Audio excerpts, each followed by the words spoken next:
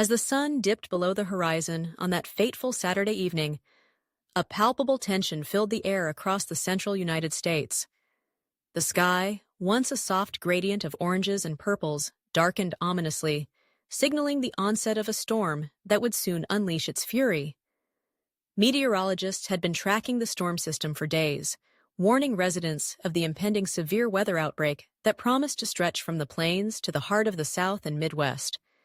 More than 75 million Americans were now bracing for what was about to unfold. In the southern plains, the first signs of chaos emerged as strong thunderstorms began to erupt. Oklahoma City and Dallas, two bustling metropolises, found themselves in nature's crosshairs. The air crackled with electricity, the kind that sends shivers down the spine. Residents hurried to their homes, glancing nervously at the sky that had turned an unsettling shade of green. The National Weather Service had issued severe thunderstorm warnings, and the primary hazards were clear. Very large hail, damaging wind gusts, and the ominous possibility of an isolated tornado. As the night progressed, the storm intensified.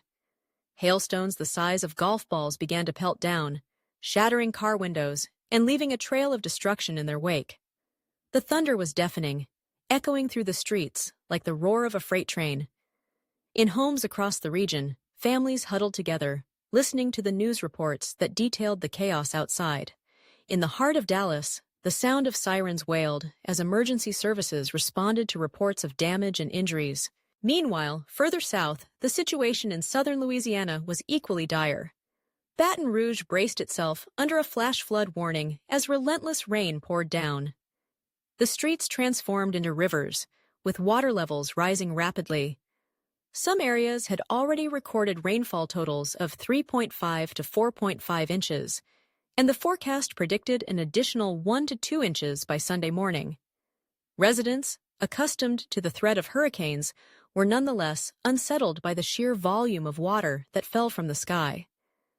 As the storm raged on, the city's drainage systems struggled to keep up, leading to neighborhoods becoming inundated. Back in Oklahoma, the tornado watch loomed ominously until the early hours of Sunday morning. The atmosphere was charged with anxiety as residents monitored their phones and radios, waiting for updates. The fear of a tornado became all too real as the storm's rotation was detected on radar. People took to their basements and interior rooms, clutching their loved ones and praying for safety. The wind howled outside, a terrifying reminder of nature's raw power.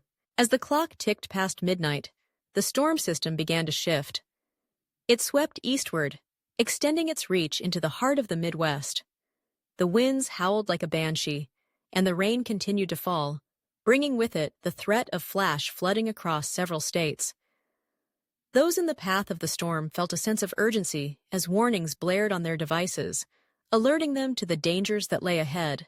By dawn on Sunday, the storm had left a wake of devastation. The aftermath revealed shattered windows, uprooted trees, and flooded streets.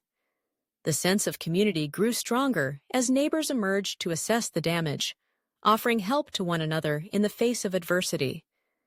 The storm had tested their resilience, but it also reminded them of the power of human connection in times of crisis. As the sun finally broke through the clouds, casting light on the chaos, the people of the plains, the South, and the Midwest began the long process of recovery, united by the shared experience of survival against the forces of nature.